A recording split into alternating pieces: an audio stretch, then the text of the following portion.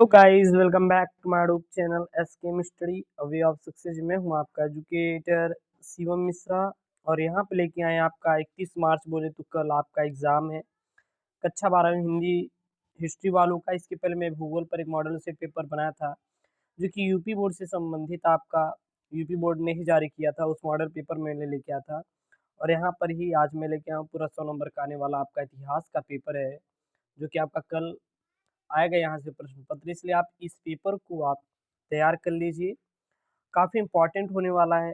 अगर आप 100 में 100 स्कोर करना चाहते हैं तो इसी पैटर्न पर आधार आएगा, इसलिए आप इस पैटर्न को आप ज़रूर से ज़रूर तैयार कर लें। और हाँ, इसमें से जो 30 से 35% प्रश्न होते हैं वो आपके पेपर में आने की संभावना होती है, संभावित प्रश्न होते हैं कि यहाँ से पेपर में आ सकते हैं। वैसे पेपर आपके कुल 7 सेट में बनाए जाते हैं।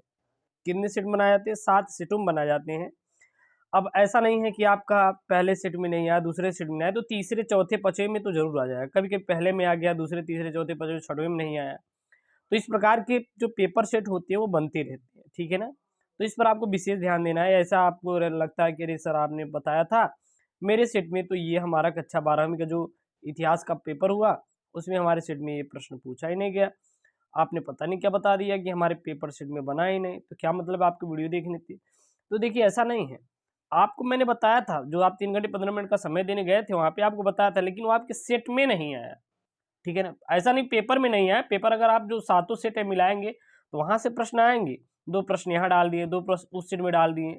तो अगर आपके 20 से 25 अंक भी अगर आपके बन जा रहे हैं वहाँ पे, तो इतना आपके लिए बहुत है। इतना आपके लिए क्या है, सफिशिएंट है, क्योंकि तब भी अगर आप कम से कम 20 से 25 नंबर तो आप स्कोर कर ले रहे हैं ना, और बाकी तो कर ही लेंगे, पास मार्क का तो हो जा रहा है कम से कम। तो चलिए, प्रारंभ जो 15 मिनट दिए जाएंगे वो आपके प्रश्न पत्र को निर्धारित रहेंगे कि आप प्रश्न पत्र को भैया पढ़िए और आराम से उत्तर दीजिए। और यहाँ पे कुछ निर्देश दिए रहेंगे कल आपके पेपर में। क्या दिए रहेंगे? सबसे पहला ही निर्देश रहेगा कि सभी प्रश्न करना अनिवार्य है। और इस प्रश्न पत्र में 5 खंड हैं। खंड क में 10 बहुविकल्पीय प्रश्न हैं, खंड ख में 5 अति लघुत्तरीय प्रश्न हैं, खंड ग में 6 लघुत्तरीय प्रश्न हैं और खंड घ में 3 विस्तृत उत्तरीय प्रश्न हैं। और खंड अंगा में जो है वो, इसमें अगर देखेंगे तो ऐतिहासिक तिथियों व मानचित्रों संबंधित प्रश्न रहेगा। और यहाँ पे कुछ चीजें मेंशन की गई हैं। यहाँ पे सभी प्रश्नों के निर्धारित अंक उसके सामने दिए रहेंगे। तो सबसे पहला यहाँ पे खंड क चलेगा। खंड क क्या है? खंड क में आपका बहुविकल्पीय प्रश्न रहेंगे। क्या रहेंगे? बहुविकल्पीय, एक एक अंक के प्रश्न रहेंगे। देख सकते हैं यहाँ पे एक एक अंक के प्रश्न बने हुए हैं और जो आपके यूपी बोर्ड में आ सकते हैं परीक्षा में, तो इसलिए आप तैयार कर लीजिएगा। सबसे पहला यहाँ पे बहुविकल्पीय प्रश्न है, हड़प्पा सभ्यता के साक्ष्य सर्वप्रथम किस स्थान से प्राप्त हुए थे और हड़प्पा सभ्यता किस युग में या फिर किस काल में ये थी सभ्यता? यहाँ से प्रश्न बन जाते हैं। तो 4 ऑप्शन है, हड़प्पा स्थल, लोथल स्थल, मोहनजोदाड़ो स्थल और रोपड़ स्थल। क्लियर है? अगला यहाँ पे है प्रश्न, क्या है? भारतीय पुरातात्विक सर्वेक्षण के प्रथम डायरेक्टर जनरल कौन थे? John Marshall, R.E.M. Wheeler, Cunningham या फिर B.M. स्मिथ। अगला यहाँ पे चोल, चेर और पांडव जैसे राज्यों का उदय किस क्षेत्र में हुआ था? कलिंग में हुआ था, तक्षशिला में हुआ था, तमिकलम में हुआ था या फिर कौशाम्बी में हुआ था। अगला यहाँ पे प्रश्न है, नलयीरा दिव्य प्रबंधम का संबंध निम्नलिखित में से किससे था? शैव संतों का काव्य संकलन, अलवार संतों का काव्य संकलन, जैन संतों का काव्य संकलन या फिर इनमें से कोई नहीं। अगला यहाँ पे प्रश्न है जो कि आपका एक एक अंक वाला प्रश्न है, काफी इंपॉर्टेंट प्रश्न है। सारे क्या है आपके? बहुविकल्पीय प्रश्न है। तालीकोटा का युद्ध कब हुआ था? 1526 ईस्वी में, 1556 ईस्वी में, 1575 ईस्वी में, 1565 ईस्वी में। अगला है, हुमायूं नामा की रचना किसने किया था? बाबर ने, हुमायूं ने, गुलबदन बेगम ने या फिर रोशन आरा ने। अगला यहाँ पे, बंगाल में इस्तमरारी यानी कि स्थायी बंदोबस्त कब लागू किया गया था? सन 1790, सन 1793, सन 1795, सन 1798 ईस्वी। अगला प्रश्न यहाँ पे, सन 1798 ईस्वी की संधि को किसने तैयार किया था? Lord Dalhousie, Lord Canning, Henry Hardinge या फिर लॉर्ड वेले जली। अगला यहाँ पे, चौरा चौरी की हिंसक घटना के बाद किस आंदोलन को स्थगित कर दिया गया था?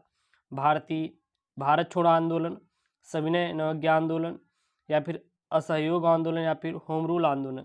तो जो चौरी चौरा कांड पर आधारित तो जो हुए थे प्रश्न, तो यहाँ से प्रश्न बन जाएंगे। भारत छोड़ो आंदोलन पढ़ लेना, सविनय अवज्ञा आंदोलन पढ़ लेना, असहयोग आंदोलन पढ़ लेना और होम रूल आंदोलन इतना इंपॉर्टेंट नहीं है, लेकिन अगर ये 3 पढ़ लेते हैं ना, 3 भारत छोड़ो आंदोलन और असहयोग आंदोलन, तो यहाँ से प्रश्न आपके फंस जाएंगे, जो कि अच्छे खासे आपके प्रश्न वहाँ पे बोर्ड में बनते रहते हैं, इसलिए आप इसको तो जरूर तैयार कर लीजिएगा। अगला यहाँ पे कि भारत संविधान में, जो भारत संविधान है यानी संविधान सभा में ऐतिहासिक उद्देश्य का प्रस्ताव किसने पेश किया था? महात्मा गांधी ने, जवाहरलाल नेहरू ने, राजेंद्र प्रसाद या फिर वल्लभ भाई पटेल ने। अगला है खंड ख। खंड ख में आपके सारे क्या रहेंगे? आपके अति लघुत्तरीय प्रश्न रहेंगे। अति लघुत्तरीय प्रश्न आपके 2-2 अंक के रहेंगे। कितने रहेंगे? 2-2 अंक के, देख सकते हैं यहाँ पे। सबसे पहला यहाँ पे विजयनगर साम्राज्य की स्थापना किसने और कब की थी? यह अकेला आपको 2 नंबर देगा। देखिए 2 नंबर कैसे मिलेगा? विजयनगर साम्राज्य की स्थापना किसने किया दे देंगे, कब हुआ, किसने किया, नाम, कब हुआ यानी कि उसका सन, स्थापक का नाम और सन जब आप मेंशन करेंगे तो आपका यहाँ पे 2 नंबर आपका क्लियर हो जाएगा। अगला यहाँ पे प्रश्न है, क्या है? भारतीय पुरातत्व का जनक किसे कहा जाता है? वह भारतीय पुरातात्विक सर्वेक्षण के जनरल कब बने थे? 2 अंकों का है। अगला यहाँ पे बुद्ध के जीवन में निम्नलिखित स्थानों का क्या संबंध है? लुम्बिनी या फिर बोधगया, सारनाथ या फिर कुशीनगर। अगला यहाँ पे हमारा प्रश्न काफ़ी इंपॉर्टेंट है, जो कि आपका 2 अंकों का है।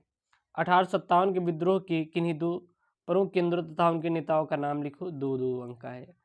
अगला यहाँ पे कौन सा प्रश्न है? भारत का संविधान कब लागू हुआ था और संविधान सभा के अध्यक्ष कौन थे? 2 अंकों का ये प्रश्न है।